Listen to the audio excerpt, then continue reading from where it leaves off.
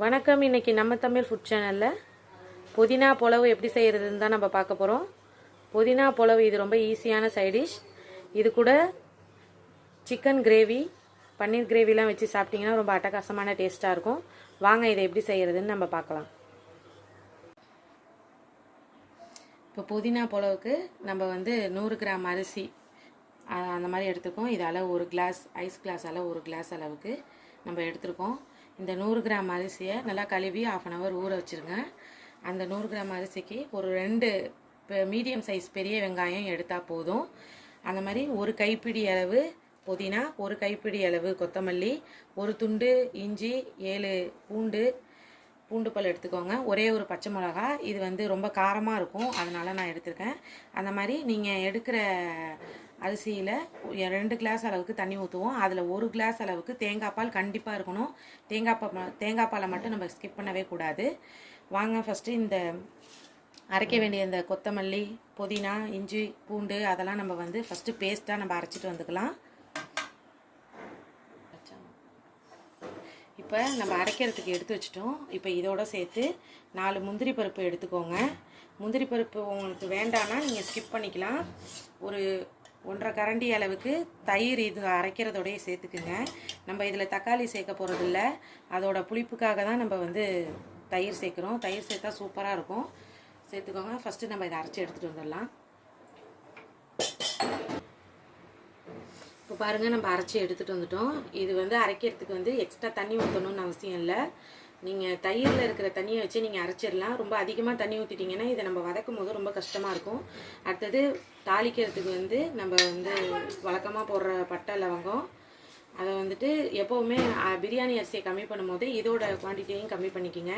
ஏன்னா இதோட ஸ்மெல் ஸ்ட்ராங்காக இருக்கும்போது நம்மளால் பிரியாணி நார்மலாக இருக்கிற மாதிரி இருக்காது, ரொம்ப ஸ்ட்ராங் ஸ்மெல்லாக இருக்கும். அதனால் நம்ம கம்மியாக பிரியாணி பண்ணும்போது இதோட அளவையும் நம்ம கம்மி பண்ணிக்கணும். இப்போ பாருங்கள், இந்த மசாலா பொருட்களை தேவையான அளவு எண்ணெய் ஊற்றிட்டு போட்டுக்கோங்க. ரொம்ப மசாலா பொருட்கள் ரொம்ப கருகக்கூடாது. நம்ம நறுக்கி வச்சுருக்கிற வெங்காயத்தை நல்லா இந்த மாதிரி நசுக்கி வச்சுட்டு போடுங்க. ஏன்னா அப்போ தான் நல்லா ஈஸியாக வதங்கும் நம்மளுக்கு.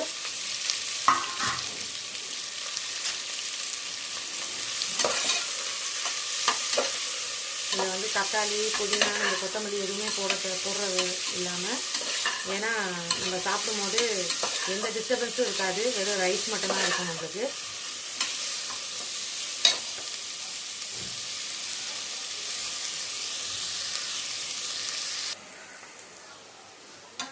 இப்போ பாருங்கள், நல்லா வெங்காயம் வதங்கிட்டு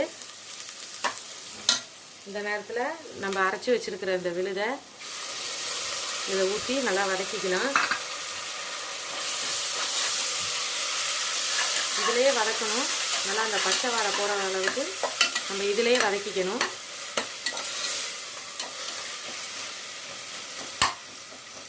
ஒரு 2 நிமிஷம் வதங்கினா போதும். பாருங்கள், நல்லா நம்ம எண்ணெயில் வதக்கிக்கிட்டோம். இந்த ஸ்டேஜில் நம்ம ஊற வச்சுருக்கிற அரிசியை இதில் போட்டுக்கலாம்.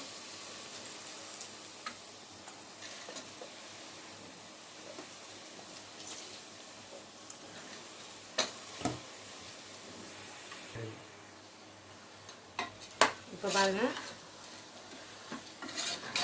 நல்லா இந்த அரிசியை இதோடையே மெதுவாக வதக்கிக்கிங்க.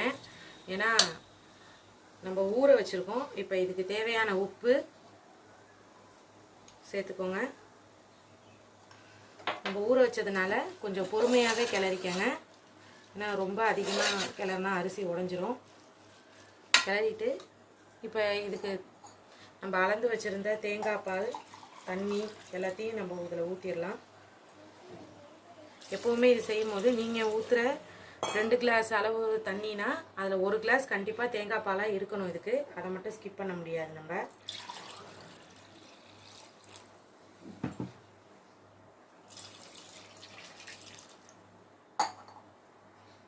இங்கே ஓடிட்டுருக்கோம் டைமு. இப்போ நம்ம தண்ணி ஊற்றியாச்சு. இப்போ இது கொதிக்கிற வரைக்கும் நம்ம வெயிட் பண்ணலாம். பாருங்கள், நல்லா தண்ணி சுண்டி வந்துட்டு இந்த மாதிரி கொஞ்சமாக இருக்கிற ஸ்டேஜில் நம்ம வந்து கரெக்டான மூடியை இதுக்கு போட்டுட்டு வெயிட் வச்சிடலாம். பாருங்கள், இப்போ நம்ம வந்து வெயிட் வச்சிட்டோம். இப்போ இது வந்து அப்படியே சிம்மில் வச்சு நம்ம ஒரு 20 நிமிஷம் வச்சா பிரியாணி சூப்பராக ரெடி ஆகிடும்.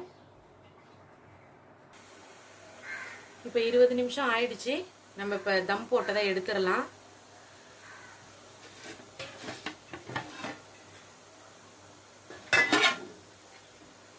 பாருங்கள், பிரியாணி சூப்பராக வந்திருக்கு.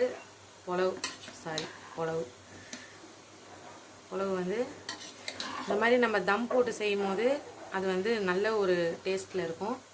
உங்கள் வீட்லேயும் செஞ்சு பார்த்துட்டு எங்களுக்கு கமெண்ட் பண்ணுங்கள். மறக்காமல் நம்ம சேனலை சப்ஸ்கிரைப் பண்ணுங்கள். இந்த வீடியோவுக்கு ஒரு லைக் பண்ணுங்கள். தேங்க்யூ.